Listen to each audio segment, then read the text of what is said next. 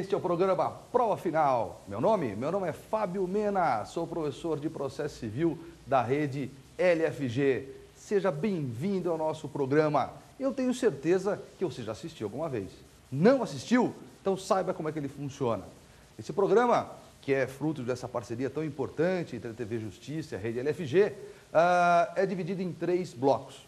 No primeiro bloco, nós vamos falar do tema do dia, uma exposição objetiva, rápida, sobre algum tema do direito, no nosso caso, o direito processual civil. Hoje, nós vamos falar um pouquinho acerca de 2 recursos, embargo de declaração e agravo. No segundo bloco, que é, de fato, o meu bloco preferido, nós vamos ter lá Pergunte ao Professor. O que é isso, Pergunte ao Professor? É um bloco onde nós temos aqui 5 perguntas dos nossos alunos acerca desses recursos. E no terceiro bloco, esse é especial a você que é acadêmico, é especial a você que está se preparando para a OAB, se preparando para o concurso público, é chamado X da Questão, onde nós vamos discutir aqui 2 testes extraídos de concursos acerca desses temas. Agora veja bem, se você não for ligado ao direito, se você for leigo, não tem problema. Acompanhe o nosso programa, eu tenho certeza que isso vai ajudar muito, que isso vai contribuir muito na sua vida.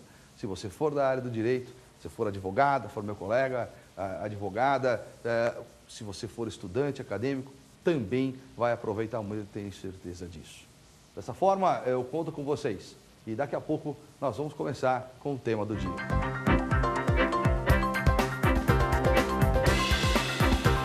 Agora sim, o tema do dia, embargo de declaração e agravo, 2 recursos muito importantes dentro do sistema do Código de Processo Civil. Importante e polêmico também. Então nós vamos levantar alguns pontos interessantes sobre o tema. Ok? Combinado? Conto com você. Não tire o olho daí, hein? Vamos lá. Embargo de declaração. Daí um recurso muito interessante. Primeiro, porque inclusive existe uma discussão muito grande acerca da natureza jurídica desse instituto. Será que embargo de declaração é recurso mesmo? Bom, se nós fizermos aqui uma análise positivista ou taxativa do Código, verificaremos lá no artigo 496 que o legislador trata a embargo de declaração como recurso efetivamente. Mas nós podemos aqui questionar isso. Será que é de fato recurso? Um dos princípios mais importantes que envolve os recursos é o princípio do duplo grau de jurisdição. É isso mesmo, duplo grau de jurisdição. O que quer dizer esse princípio? Esse princípio estabelece o seguinte, que todo recurso deverá ser apreciado por outro órgão julgador. Veja, não necessariamente uma instância superior, mas outro órgão julgador, um órgão diferente daquele que proferiu a decisão. Esse é um dos princípios recursais. O que acontece nos embargos de declaração? Quem julga os embargos de declaração? Os embargos de declaração, esse recurso será julgado pelo mesmo juízo que proferiu a decisão. Não há o duplo grau, é o mesmo juízo. Até porque o grande objetivo desse recurso é o esclarecimento daquela decisão. Ora, quem poderá esclarecê-la? Outro juízo? Não, tem que ser aquele que proferiu a decisão. Se não há duplo grau, então nós podemos então questionar, será que embargo de declaração é de fato recurso? Você vai falar, mas Mena, qual é a implicação prática disso? Prática realmente não tem. No mundo real, na hora que você for no fórum, na hora que você for interpor, utilizar embargo de declaração, você vai interpor um recurso. A discussão é acadêmica e importante, até para que nós possamos visualizar leis futuras, modificação do Código de Processo Civil, quanto à natureza desse instituto. Se nós tirarmos dos embargos de declaração a natureza de recurso, certamente nós teremos aí um instituto mais ágil, mais leve, mais rápido. Mas, a partir do momento que o legislador dá essa conotação de recurso, passa a ter todo aquele sistema burocrático que nós conhecemos. Então, de fato, a proposta seria essa. Vamos eliminar a embargo de declaração enquanto recurso e partimos, como no próximo código, um pedido, vamos dizer assim, de esclarecimento. Um pedido de esclarecimento ao invés desses embargos de declaração. Mas, veja, para você que está prestando concurso, para você que está na faculdade, para você que é nosso aluno aqui da rede LFG, recurso, de fato, é os embargos de declaração. Você não pode questionar isso num teste. Se cair numa prova teste, se cair numa prova objetiva, você tem que colocar a embargo de declaração como recurso. Por que a discussão também é importante? Porque a partir do momento que você aprofundar os estudos acerca de embargo de declaração, você verificará na doutrina esse questionamento.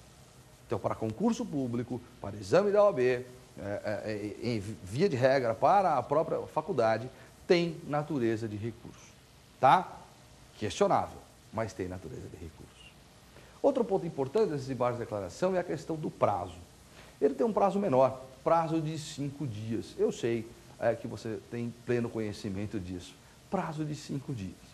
Mas a grande questão que fica é esse recurso. Será que ele interrompe o prazo para os demais recursos ou suspende o prazo? Por que isso é importante? Esse recurso de embargo de declaração é um recurso que eu costumo chamá-lo de intermediário. Ele é um recurso que pode ser interposto diversas vezes durante um processo. Diversas vezes. Porque ele é cabível tanto contra a decisão interlocutória, contra a sentença ou acórdão. Então, contra qualquer decisão. Então, a parte pode interpor esse recurso diversas vezes. Então, normalmente, eu interponho embargo de declaração hoje, já visualizando um novo recurso no futuro. Já visualizando um novo recurso no futuro. Né? É isso que acontece com o embargo de declaração. Então, a pergunta é, a interposição dele interrompe o prazo para os recursos futuros ou suspende? Interromper, só uma pequena revisão, um pequeno parênteses aqui, interromper significa começar de novo. O prazo vai começar de novo, do zero. Suspender significa recomeçar da onde parou. Pois bem, no caso de embargo de declaração, pelo sistema do CPC, ocorre a interrupção. Ou seja, assim que os embargos forem julgados, né, a parte terá de novo o prazo para recorrer. Exemplo, imagine que o indivíduo interpôs embargo de declaração contra uma sentença e que sentença que admite apelação, prazo de 15 dias. Mas ele interpôs antes de embargo de declaração. Não tem problema, assim que esse recurso de embargos for julgado, ele terá mais 15 dias para apelação. Mas existe uma exceção. E é uma exceção importante, porque é uma exceção que reside dentro do juizado especial cível. E eu não tenho dúvida que o juizado especial cível você conhece muito bem, principalmente você que é leigo, você que não é ligado aqui ao direito, já ouviu falar de juizado especial cível. Juizado especial, para que você entenda, é aquele juizado que cuida de causas de menor complexidade. Antigamente, e até acho melhor, chamado de juizado de pequenas causas. Ainda hoje se utiliza um pouco essa expressão. Mas a lei, que é a 9.099 de 95, traz o juizado especial cível, esse é o nome que se dá. E nesse juizado especial cível admite-se também embargos de declaração, só que um detalhe. Nesse caso, no juizado, os embargos acabam por suspender o prazo para os demais recursos. Suspende. Então, se você interpõe embargo de declaração contra uma sentença no juizado especial cível, ocorrerá a suspensão do prazo para os demais recursos, como o recurso inominado, que é o caso da sentença. Então, no juizado especial não cabe apelação, cabe recurso inominado contra a sentença. Interpôs embargo de declaração antes? Legal, muito bem, só que ocorrerá a suspensão.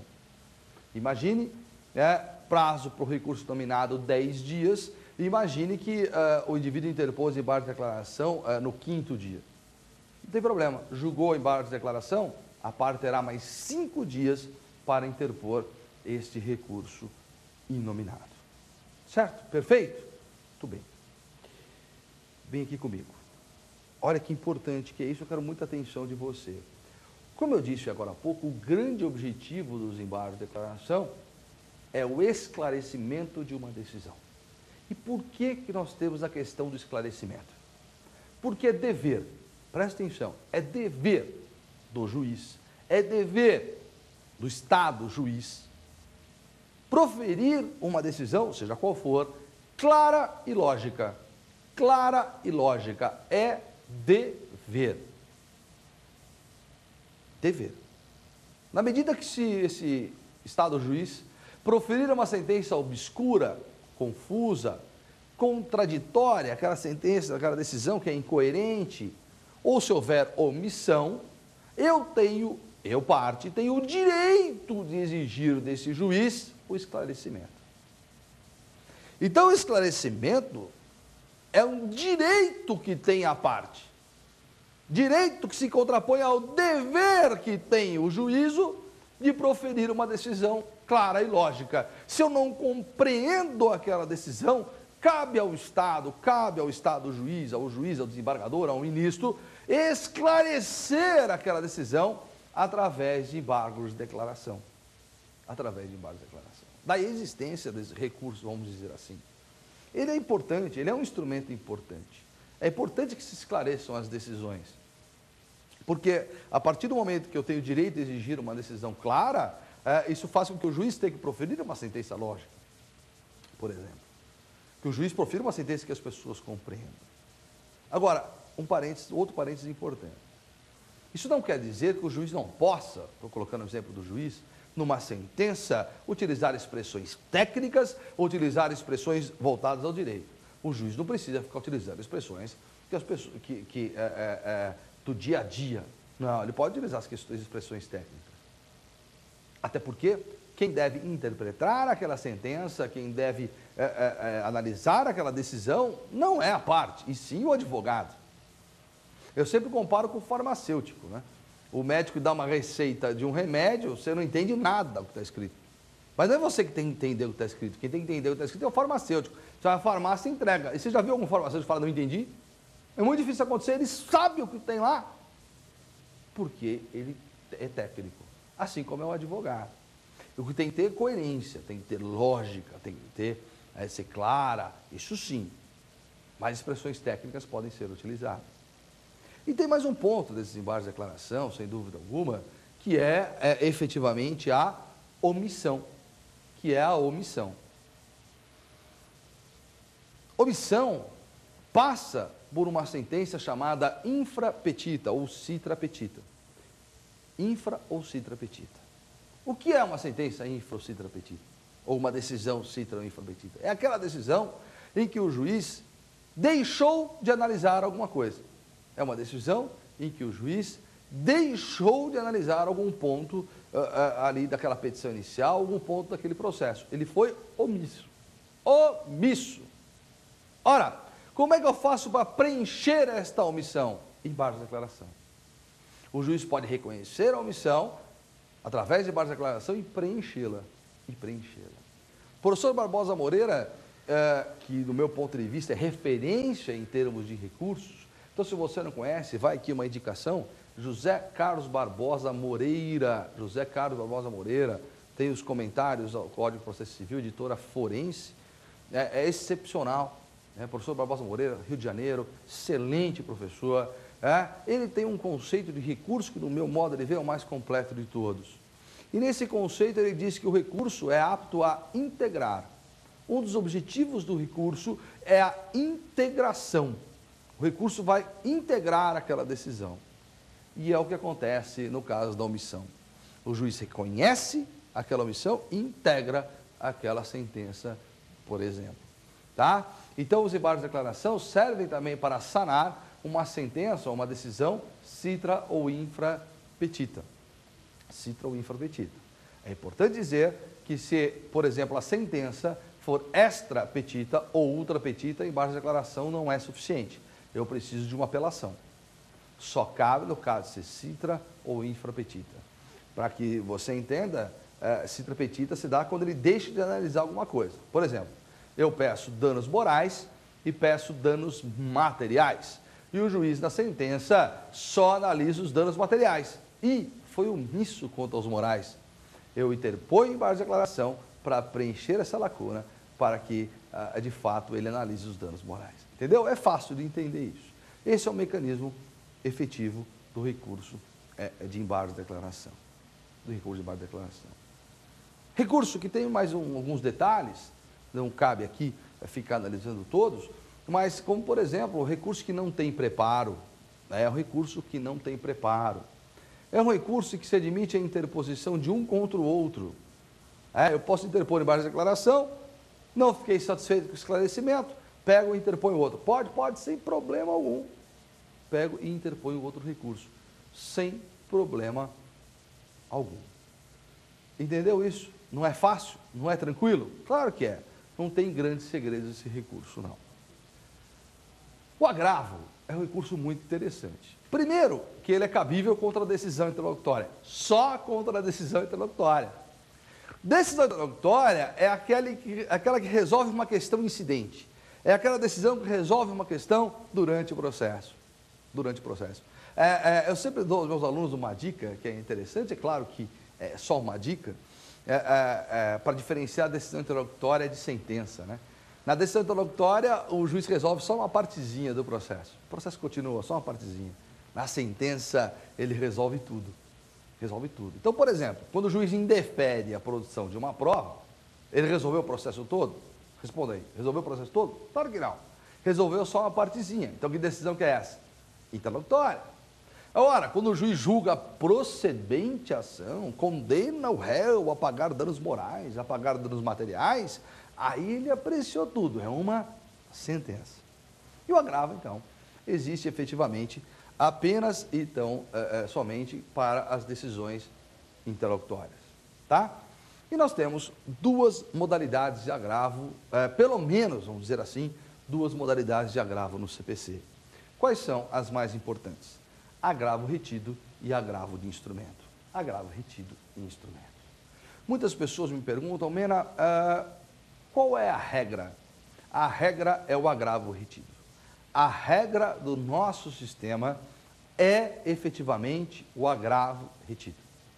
É esse agravo retido. Não é o agravo de instrumento. Opção legislativa, opção do legislador na última reforma que nós tivemos do CPC. O agravo retido é um recurso que não tem preparo e pode ser interposto tanto na forma oral quanto na forma escrita. Tanto na forma oral quanto na forma escrita. Mas ele tem um detalhe. Por que o nome dele é retido? Estranho, né? Retido. É retido por um motivo. Ele não é apreciado imediatamente. Ele não é um recurso que é julgado imediatamente. Não, ele fica retido nos autos. Aguardando o quê? Aguardando a apelação. Então, no momento em que o juiz profere a decisão interlocutória, você vai interpor agravo retido. E ele vai ficar lá no processo, paradinho lá no processo. Quando que esse recurso será processado? Só será processado, na verdade, assim que contra a sentença for interposto o recurso de apelação. Aí, esse agravo retido sobe ao tribunal junto com a apelação. Ele depende da apelação. Aliás, é requisito do agravo retido que na apelação exista um requerimento expresso para o seu processamento. O recorrente, no caso, se ele for o agravante, deverá requerer expressamente na petição de interposição mesmo daquela apelação que o agravo retido seja processado. Ou então, nas contrarrazões. Então, o agravo retido, ele acompanha a apelação. Ok? Legal. Mas essa é a regra. Qual é a exceção? A exceção é, de fato, o agravo de instrumento. A exceção é, de fato, o agravo de instrumento. Quando que nós vamos interpor agravo de instrumento? Em duas circunstâncias. A primeira, quando aquela decisão interlocutória for proferida após a sentença. Toda vez que o juiz proferir uma decisão interlocutória após a sentença, é caso de agravo de instrumento. E alguém vai falar para mim assim, mas Mena, como que o juiz profere uma decisão interlocutória após a sentença? Porque proferida a sentença, acabou o processo? Cuidado, não acabou o processo. Lembre-se do seguinte, proferida a sentença, notadamente aquelas sentenças condenatórias, o que vai acontecer? Aquela sentença será cumprida nos mesmos autos. Aquela decisão será cumprida nos mesmos autos, é o famoso cumprimento de sentença. E aí que está, nesse cumprimento de sentença, é possível que sejam proferidas decisões interlocutórias, claro que sim, mas após a sentença, nós estamos na fase da execução, e aí só pode ser agravo de instrumento, não pode ser agravo retido. Outra situação se dá quando aquela decisão interlocutória representar um dano, quando aquela decisão interlocutória viabilizar ou caracterizar um dano, uma lesão à parte. Aí não pode ser agravo retido. Por quê? O agravo retido é um recurso demorado, você sabe disso? Recurso demorado, depende da apelação, é demorado. Se eu sofri uma lesão, um dano por conta daquela decisão interlocutória, eu não posso utilizar, evidentemente, do agravo retido. Eu preciso de um recurso mais rápido, mais efetivo. E nesse caso, é o agravo de instrumento. Nesse caso, é o agravo de instrumento. Agravo de instrumento, que é o recurso interposto diretamente no tribunal. Diretamente no tribunal. Né? Diretamente no tribunal. Não é interposto perante o juiz do fórum. Esse agravo de instrumento tem preparo, sim. Esse tem que recolher preparo. Tem que recolher o preparo. Só que o agravante tem que informar o juiz monocrático de que ele interpôs o agravo. Qual é o prazo? 3 dias. É o famoso artigo 526. Então, interposto o agravo de instrumento, o agravante tem 3 dias para informar o juiz monocrático quanto à interposição do agravo. É fundamental, porque se você não cumprir esse dispositivo e a parte contrária descobrir e mencionar isso ao tribunal, o seu recurso de agravo não será efetivamente admitido. Não será efetivamente admitido. E para terminar esse bloco, talvez seja uma informação mais valiosa, interposto agravo de instrumento no tribunal, olha que legal, esse tribunal pode converter esse agravo de instrumento em agravo retido. Ele pode converter esse agravo de instrumento em agravo retido. Pra você entender que não era caso de instrumento e ser retido. Ele converte e remete os autos de volta, remete lá os autos de volta ao juiz de primeiro grau, onde ficará na forma retida. Detalhe, contra essa decisão que converte o instrumento em retido, não cabe recurso. Ela é irrecorrível. Entendido isso? Tá certo?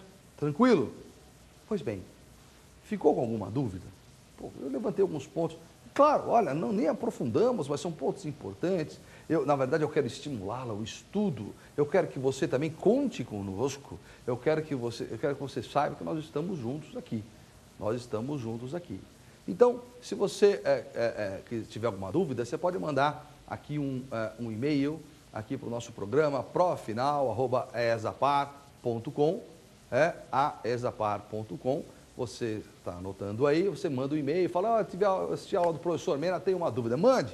Nós temos o maior prazer em responder. Também pode localizar nas redes sociais, basta procurar. E você também pode acessar aqui o site da Rede LFG, que tem uma série de informações, de conteúdo importante, www.lfg.com.br. É um portal, na verdade, relevante. Eu tenho certeza que se você não conhece, a partir do momento que você acessar, você vai se surpreender e vai ser aí um dos seus favoritos no seu computador. Tá certo? Presta atenção, ó. Não demora um minuto. Demora um minuto. Nós vamos voltar com o segundo bloco. Você sabe que é o meu preferido. Pergunte ao professor. Nós vamos discutir perguntas de alto nível elaboradas pelos nossos alunos. Tá certo? Conto com vocês até daqui a pouco.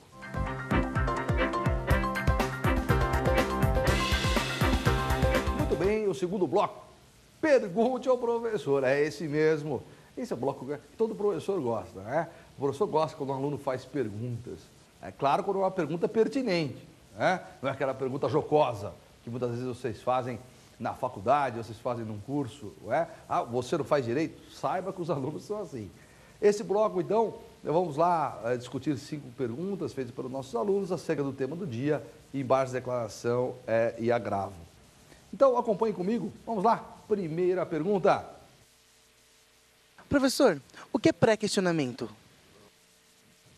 O que é pré-questionamento? É uma dúvida corrente mesmo. Essa é uma questão muito interessante, muito discutida aqui no Brasil durante muito tempo, hoje já sedimentada, mas objeto de muitos debates. Pré-questionamento nada mais é do que um pressuposto de admissibilidade, a expressão é essa, pressuposto de admissibilidade do recurso especial e do recurso extraordinário. Pressuposto de admissibilidade do recurso especial e extraordinário. Aí alguém pode falar, mas o que é isso, pressuposto de admissibilidade? Todo recurso, ele passa por 2 fases. Ele passa pela fase do juízo de admissibilidade e ele passa pela fase do juízo de mérito.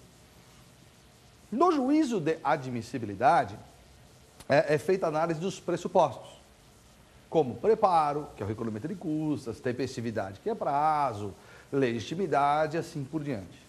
Então, nós temos um rol de pressupostos que nós podemos denominá-los de comuns. Comuns porque são aplicáveis aí a todos os recursos. E nós temos alguns pressupostos específicos. Específicos por quê? Porque além dos comuns, em determinados recursos, eu tenho que comprovar a presença de pressupostos específicos. Como, por exemplo, o pré-questionamento só para o recurso especial e para o recurso extraordinário. Esse pré-questionamento nada mais é do que a demonstração de que aquela matéria já foi debatida no processo, de que não é uma matéria nova, porque eu não posso inovar no recurso especial e no recurso extraordinário, eu não posso inovar. Eu tenho que alegar uma matéria que já foi debatida, uma matéria que já foi questionada, uma matéria que já foi questionada antes, que já foi pré-questionada. Daí a expressão pré-questionamento. Pré, porque foi antes, questionada antes. Por isso que existe o pré-questionamento. E aí você está falando, mas o que isso tem a ver com o tema do dia? O que isso tem a ver com o embargo de declaração? O que isso tem a ver com o agravo? Na verdade, está diretamente relacionado com embargos de declaração. Diretamente relacionado. Os embargos de declaração, que você prestou bastante atenção na primeira parte, ele serve também como instrumento para pré-questionamento. Eu provoco o juiz, eu provoco o desembargador, através de embargo de declaração, dizendo, olha, tal decisão contrariou a Constituição, negou vigência à Constituição. Tal decisão negou vigência ao recurso, negou vigência a uma lei federal, caso de recurso especial. Eu faço isso através de embargos de declaração. Então, esse recurso também pode ser utilizado para fins de pré-questionamento. A doutrina, durante muito tempo, debateu se esse pré-questionamento nos embargos de declaração seria implícito ou explícito. Isto é, será que eu posso, nos embargos de declaração, dizer claramente que o objetivo é o pré-questionamento? Isso foi discutido durante muito tempo. A resposta hoje já é confirmada pelos nossos tribunais superiores, é de que efetivamente eu posso, de forma explícita, dizer, olha, esse recurso de embargo de declaração tem o objetivo de pré-questionar. Pré-questionar por quê? Porque eu tenho que demonstrar aos tribunais superiores que a matéria já foi debatida, eu tenho que demonstrar a presença desse pressuposto de admissibilidade. Então, em poucas palavras, isso é pré-questionamento. Não é interessante essa pergunta? É uma pergunta muito importante, né? Bom, assim como essa foi muito importante, vamos ouvir a próxima? Vamos, acompanhe comigo? Vamos lá? Próxima pergunta. Professor, contra uma decisão interlocutória proferida numa audiência de instrução, é possível a interposição de agravo de instrumento? Pergunta pragmática, pergunta de quem está preocupado com o dia a dia, pergunta de quem está atento à letra da lei e percebe a existência de alguma lacuna. Então, é uma pergunta realmente importante. A pergunta é, se o juiz, numa audiência de instrução, proferir uma decisão interlocutória, cabe agravo de instrumento? Por que essa pergunta? O Código de Processo Civil vai nos dizer claramente que contra a decisão interlocutória proferida numa audiência de instrução, o recurso cabível é o agravo retido. Está lá, agravo retido. Decisão interlocutória proferida na audiência de instrução, recurso cabível é agravo retido. E aqui, todo mundo entendeu. A questão é, e se esta decisão interlocutória, causar dano à parte? E se essa decisão interlocutória causar uma lesão à parte? Será que nesse caso eu posso interpor agravo de instrumento? Afinal de contas, nós vimos no primeiro bloco que a regra é o agravo retido, mas excepcionalmente admite o instrumento quando houver lesão. Então, olha que interessante, a letra da lei diz, decisão interlocutória proferida na audiência de instrução, agravo retido. Mas a mesma lei diz, se a decisão interlocutória causar lesão, pode ser instrumento. Como é que eu consigo conciliar essas duas situações? Que recurso, afinal de contas, eu interponho? Alguns autores sustentam efetivamente que só cabe agravo retido, que é uma regra e, portanto, absoluta, não haveria aqui nenhuma exceção, só caberia agravo retido. Tem que interpor agravo retido. Detalhe, esse agravo retido será interposto imediatamente naquela audiência, e na forma oral. Não é nem escrita, é oral. Você interpõe oralmente na audiência. Por que tem todo esse problema? Vou admitir que você não interponha um agravo retido na audiência. E interponha agravo de instrumento por escrito, que tem que ser, no prazo de 10 dias, será que não ocorreu a preclusão? Porque eu não interpus agravo de retido. Será que o juiz não vai presumir que a não interposição do agravo retido se implica na concordância com a decisão? Então eu não recorro na hora, como diz a lei, agravo retido, e depois, por escrito, interpõe agravo de instrumento? Será que pode? Será que não ocorreu aí a preclusão? Preclusão nada mais é do que a perda do direito de exercer ou de praticar um ato processual. Será que não ocorreu efetivamente essa preclusão? É uma grande discussão. Grande discussão. Prevalece o entendimento seguinte: se houver efetivamente lesão, a parte deverá até interpor agravo de instrumento. Mas, isso é uma dica para você que é meu colega, isso é uma dica para você que faz estágio, isso é uma dica para você que é leigo, mas tem um processo com um advogado responsável. O que o advogado tem que fazer num caso como esse? O juiz proferiu uma decisão interlocutória na audiência de instrução? Proferiu. Eu sei que a lei diz que agravo retido, mas aquela decisão interlocutória causa uma lesão à parte. O que a parte deve fazer? Deve na audiência, informar ao juiz que ela irá, no futuro, interpor agravo de instrumento. Olha, juiz, eu não vou interpor agravo retido porque ele não resolve. Essa decisão causa lesão. Não resolve. Não resolve. Eu preciso do agravo de instrumento. Então, eu vou interpor agravo de instrumento. Vai constar na ata que você irá, no futuro, interpor agravo de instrumento. Dessa forma, em tese, você vai evitar a preclusão, que seria o fato mais grave. Agora, eu só vou utilizar dessa sistemática se efetivamente aquela decisão interlocutória causou um dano ou pode causar uma lesão à parte. Não pode ser em qualquer situação, senão depois o seu agravo de instrumento não será recebido. Imagine que o juiz, numa audiência de instrução, indeferiu a oitiva de uma testemunha, só que a testemunha tem 98 anos. Eu não posso esperar 3 anos para ser ouvida, quem sabe, depois de todos os recursos serem julgados. Eu preciso de algo imediato, então eu interponho agravo de instrumento.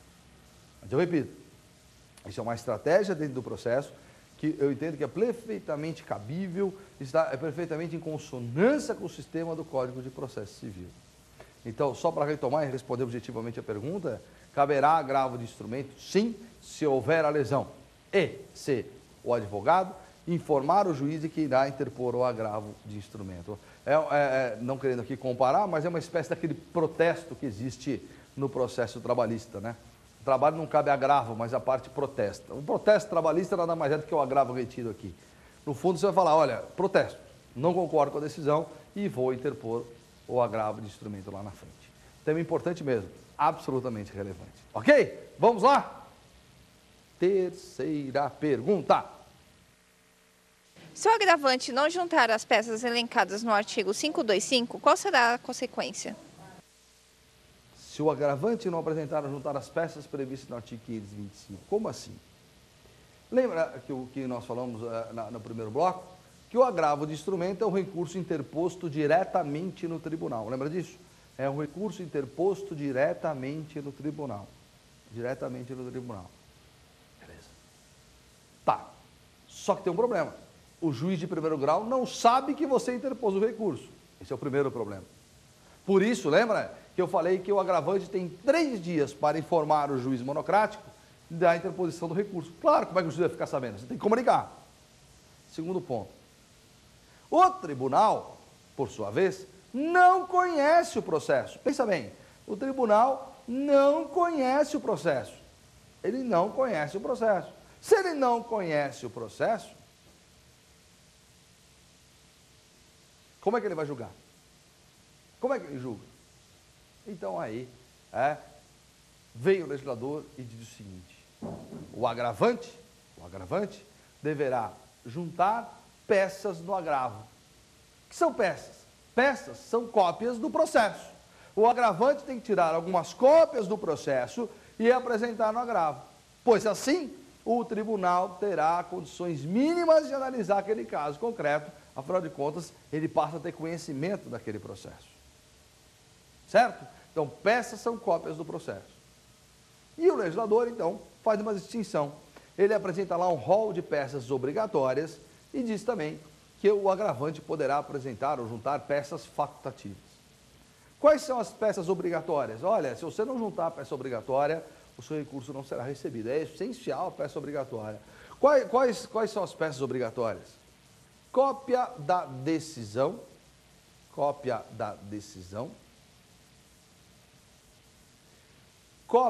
das procurações, da decisão, das procurações e da certidão da publicação da decisão para comprovar a tempestividade. Essas são peças obrigatórias. Obrigatórias, o que significa? Tem que juntar.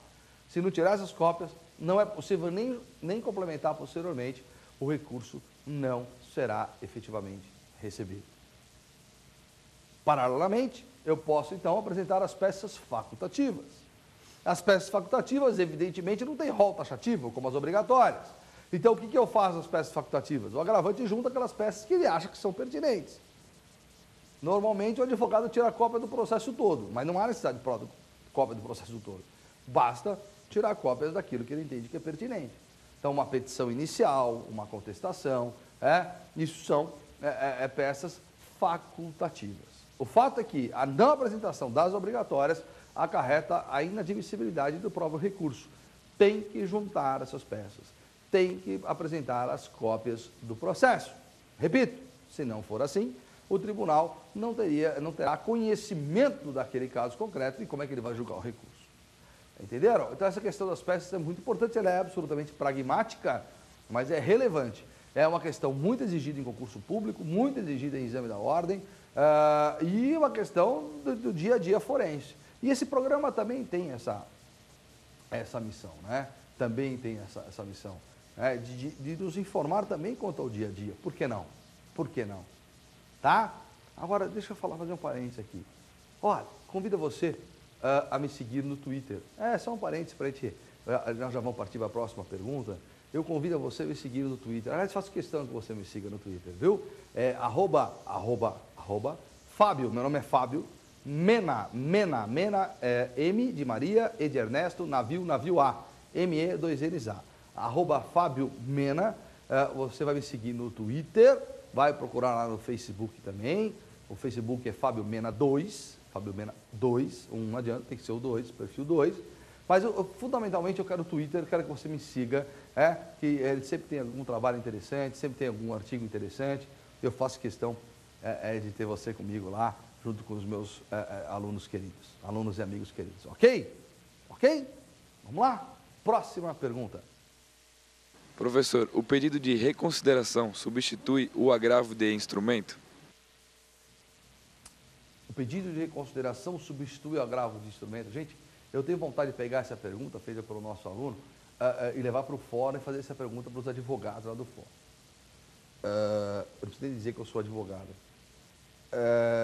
O que se confunde, isso é uma coisa impressionante. Existe pedido de reconsideração? O código prevê isso? Não. O CPC, na verdade, não prevê pedido de reconsideração. Porque pedido de reconsideração não tem natureza recursal. E por que não tem natureza recursal? Porque eu só posso pedir reconsideração para aquele juízo que proferiu a decisão. E nós já vimos no primeiro bloco que existe um princípio do duplo grau de jurisdição que diz que os recursos devem ser analisados por outro órgão julgador. Por outro órgão julgador. Então, nesse caso, nós não teríamos efetivamente como entender pedir reconsideração como recurso. Não é recurso. Posso pedir reconsideração? Posso, de qualquer decisão. Só que tem um detalhe, não substitui recurso. Implica dizer o seguinte, que a apresentação do pedido de reconsideração não suspende nem interrompe o prazo para os recursos.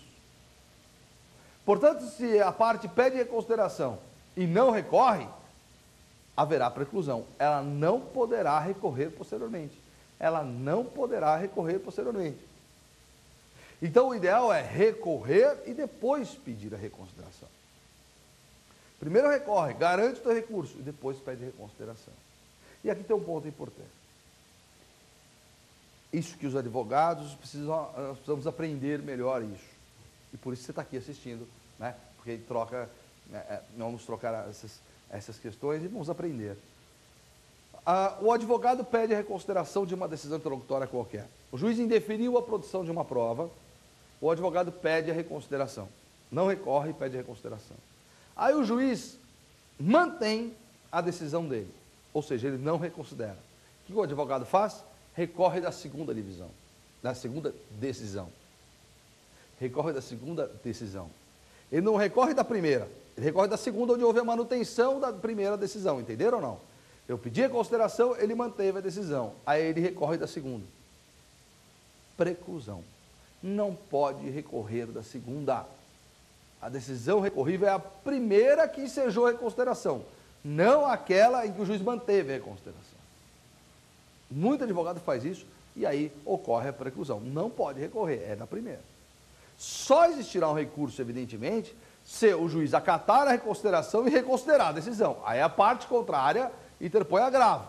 Mas se ele mantiver, o agravante não pode recorrer da segunda. Não pode, é da primeira. Então, gente, é muito arriscado apenas pedir reconsideração. Então, o ideal é que a parte recorra e depois do recurso pede essa reconsideração. Entenderam? Excelente pergunta, viu? Olha, muito importante mesmo. Certo? Vamos lá? Vamos lá, próxima e última questão. Professor, o recurso de embargos de declaração pode modificar uma decisão? Essa pergunta é um pouco mais profunda, né?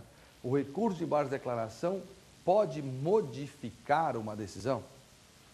A expressão aqui modificar, me parece, pelo que eu posso entender da pergunta, não é no sentido de integrar, né, de esclarecer, é no sentido de mudar a decisão mesmo. Será que o juiz, ao analisar embargo de declaração, pode modificar o seu entendimento? Né?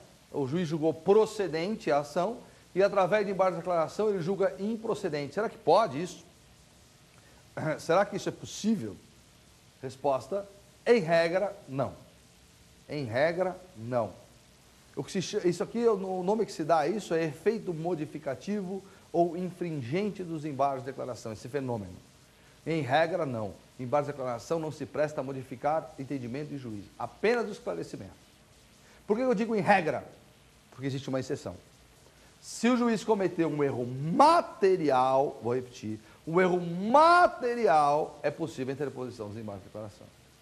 Material, o embargo de declaração poderá modificar a decisão, salvo, é o único caso, erro material. Por exemplo, o juiz julgou uma ação, condenou o réu a pagar uma quantia X e não analisou que nos autos existia um recibo comprovando o pagamento. Erro material, não é de interpretação. Aí sim pode modificar, mas é exceção. A regra é que o embargo de declaração só esclarece e não modifica. Com relação a essa última questão, só mais uma observação, desafio você, estude um pouquinho efeitos infringentes ou modificativos dos embargos de declaração. Dá uma estudada, vale a pena, tenho certeza que você vai gostar muito do tema. Tá certo? Ficou com dúvidas? Ficou dúvidas? Bom, você já tem o meu Twitter, né? @FábioMena. Não tem problema, mas não quero mandar, não tenho Twitter. Faça um, mas eu não quero mandar pelo Twitter, eu quero mandar um e-mail. Mande um e-mail. Pô, manda mesmo, é um prazer. Afinal, @aesapar.com, né? aesapar.com.br, e você vai mandar o e-mail para nós. Olha, esse aula do professor Mena, tenho essas dúvidas. Responderei com o maior prazer. Tá? E o meu convite, reiterando, acesse o portal da Rede LFG, muitas informações, artigos, vai te ajudar em trabalhos acadêmicos, vale a pena mesmo, você vai conhecer um pouco melhor aqui os nossos colegas, nossos professores, e será um prazer. Tá certo? Olha, esse foi só o segundo bloco, pergunte ao professor, não acabou o programa não, nós vamos para o terceiro bloco, o X da questão. 2 questões só para você, 2 questões, 2 testes que nós vamos discutir aqui. Conto com você, 1 minutinho, a gente já volta.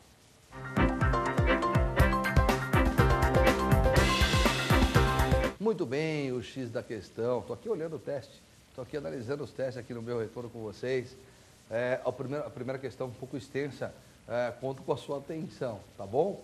Vamos lá, primeira questão. Em um processo que observa o rito comum ordinário, o juiz profere decisão interlocutória contrária aos interesses do réu. É certo que, se a decisão em questão não for rapidamente apreciada e revertida, sofrerá a parte dano grave, difícil e possível reparação. Assim, sendo o advogado réu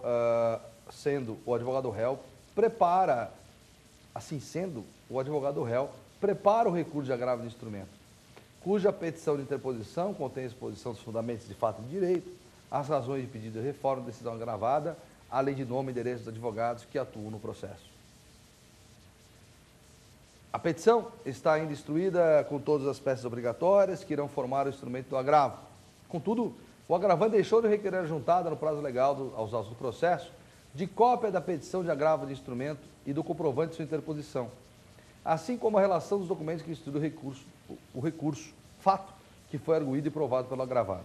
Com base no relato do relatado acima, assinale a alternativa correta a respeito da consequência processual decorrente. Olha bem, esse tipo de teste é um teste comum em concursos públicos, até mesmo na OAB, em que você tem aqui um enunciado muito extenso e burocrático. Como é que você resolve um teste desse? Você vai ter que grifar as expressões que são relevantes. As expressões são relevantes. Aqui, na verdade, nesse teste, há uma cópia literal de artigo de lei. Falou do agravo como um todo. Nem precisava de todas as informações, não é? Mas do agravo como um todo. Em suma, foi proferida uma decisão interlocutória, a parte entende que pode sofrer uma lesão ou um dano, interpôs agravo de instrumento. Até aqui, nós já sabemos. Interpôs o agravo, juntou as peças, a gente já estudou isso, juntou as peças obrigatórias, juntou lá, eventualmente, as facultativas, formou o agravo, recolheu o preparo, interpôs o tribunal competente, fez tudo direitinho. Só que, ao cumprir o 526, lembra do primeiro bloco? Que o agravante tem 3 dias para informar o juiz monocrático contra a interposição do recurso, lembra disso? Só que ao cumprir o 526, o que aconteceu? Na verdade, ele esqueceu desse artigo, na verdade não cumpriu, e não juntou cópia do recurso e nem informou o juiz de primeiro grau. E o agravado demonstrou isso, comprovou, olha, ele não cumpriu o 526. A pergunta é, qual é a consequência? O que vai acontecer? Alternativa A. Haverá prosseguimento normal do recurso, pois tal juntada caracteriza a mera faculdade do agravante. Não será admitido o agravo de instrumento. C. O agravo de instrumento será julgado pelo tribunal, inviabilizando-se apenas o exercício do juiz de retratação pelo magistrado. D.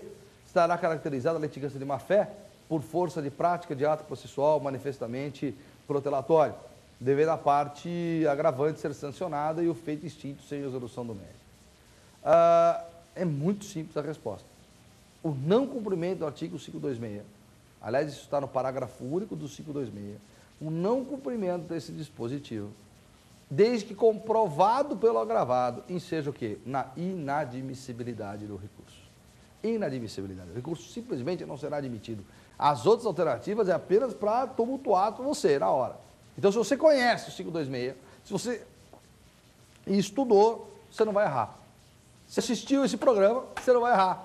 Olha que é importante esse programa. Você não vai errar. Porque é simples, não cumpriu o 526, o agravado demonstrou, o recurso não será admitido. A alternativa, então, é a B de bola desse teste. Veja que é um teste extenso, que gera inúmeras perguntas, mas no fundo, a solução é literal, está na lei, está a expressão literal da lei, bem tranquilo. Tá certo? Ó, vamos para o segundo teste? Vamos lá? No processo civil, é correto afirmar em relação aos embargos de declaração. A. Sendo declarados protelatórios pelo tribunal, sujeito ao embargante ao pagamento de multa de 10% sobre o valor da condenação. B. Na reiteração de embargos protelatórios, o embargante fica impedido de interpor recurso à superior instância. C. Interrompe o prazo para interposição de outros recursos por qualquer das partes. D. A sentença de primeiro grau somente pode ser objeto de embargo declaratório no caso de haver dúvida, obscuridade ou contradição do julgado. E. Deve ser oposto por petição dirigida ao juiz no prazo de 10 dias contados da intimação da decisão proferida. É um teste bem técnico, bem interessante mesmo. Vamos começar pela alternativa E. Deve ser oposto por petição dirigida ao juiz no prazo de 10 dias. Está errado. E o prazo, 5 dias. E nem sempre dirigida ao juiz, né? Pode ser dirigida ao desembargador, ao ministro, né? Nem sempre dirigida ao juiz. Prazo, então, de 5 dias. Errada a E. Vamos lá. D. A sentença de primeiro grau somente, tem lá no teste, somente, ou nunca, ou sempre ou nunca, normalmente é um teste que está errado. Somente pode ser objeto de embargos declaratórios no caso de dúvida, obscuridade ou contradição. Olha, isso é muito importante mesmo. O código não traz a questão da dúvida, o código não traz dúvida. O código fala em omissão, obscuridade ou contradição. Então não há dúvida. O código não traz isso. Bom, já tem a palavra sempre. O código não prevê a dúvida, significa que está errada a alternativa. Tranquilo? C. Interrompe o prazo para interposição de outros recursos por qualquer das partes. Perfeito.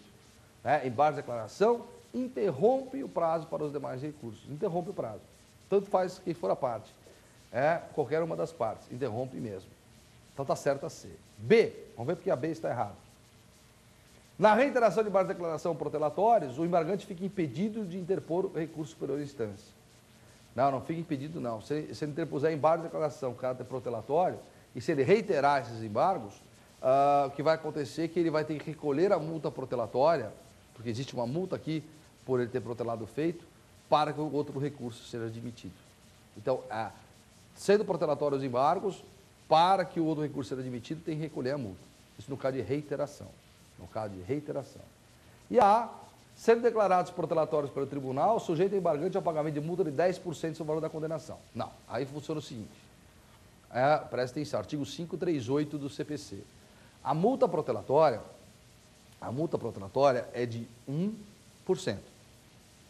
Mas se a parte reiterar esses embargos protelatórios,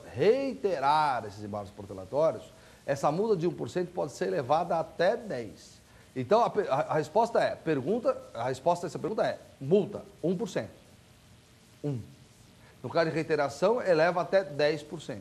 Reiterou, vai ter que recolher a multa para interpor outros recursos.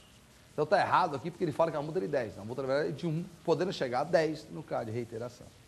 Você entendeu? Entendeu? São testes tranquilos aqui.